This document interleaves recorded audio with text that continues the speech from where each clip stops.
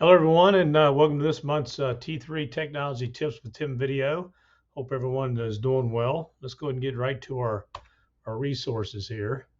The first thing I want to share with you is I've shared a previous T3 video about the resource Google Arts and Culture. They've added an awful lot of content to this resource. Matter of fact, all of the virtual reality content from expeditions, which they retired back in June. A lot of that content has been transferred here to Google Arts and Culture. But again, there's a lot of great content here. What's nice is they finally released this teacher's guide to Google Arts and Culture. So what I'm going to do is whenever I send out the resources from this video and who the winner is for the door prize, I'll put a link to this teacher's guide here. But it's put together really well where you can go ahead and discover content, but also it's got a great section for activities for students. There's a nice little link to a quick start guide where you can really get up and running really quick when it comes to viewing the content. So again, a great resource. I'm hoping that this guide will assist you in, with the ideas and how you can use it with your students, because there is a lot of great content here. So that's the first resource I wanted to share with you. Next, there has been some additional options that have been put into Google Docs, and we've got a chance for y'all to see those or not. But the one thing that they've added is if you go to the insert menu, what I like is they are now putting this little new blue button here anytime they add something new into a Google tool. And one thing they've added that's been requested for quite a while now is to be able to put watermarks in. So if I click insert watermark, I come over here and the panel up on the right-hand side here appears, and you'll see the dialog box here, select an image. So if I click on that, I have various options. I can access any images in my Google Drive.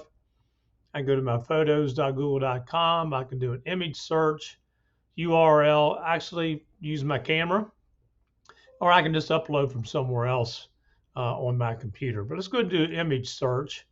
And I'm just going to go ahead and put in the word draft. I think this is a lot of times when people see when it comes to watermark, but you can use it in a whole lot of ways. Well, there you go. Put in DraftKings popped in there. Let me just put in draft. And there you go. So let me go ahead and select this one. And let's do insert. All right, and you see the image there, and see what it does. It goes ahead, and the default is, if you look at the option right, you'll see a faded with a checkbox. So that's default is for to have that checked. That's the reason it looks like it's faded out, a little more transparent. So again, you've seen this before. And again, that was a lot of times you saw draft like on Word documents, etc. So this was requested to be added to Google Docs, and it has been. And notice it puts it on every page. But you can uncheck the faded.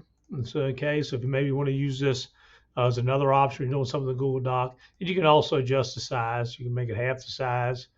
Okay, go all the way up to 500%. Okay, again, the default is 100. All right, so I'm going to go ahead and remove the watermark.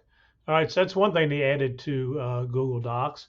Now, the other things you can do is before, when you insert an image, you were kind of limited when it came down to how you could format the text around the image. So I'm gonna go ahead and let's go ahead and search for him here. Let's go ahead and do moon, since we just had a full moon here.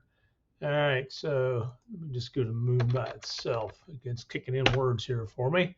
All right, so let's say I want to go ahead and insert this in to my document, and I'm probably sure it's probably pretty large. So let me go ahead and resize the thing. But as I resize it here, first of all, you have some options here. You have inline. Okay, you can wrap your text. I can adjust it. The text wraps around it.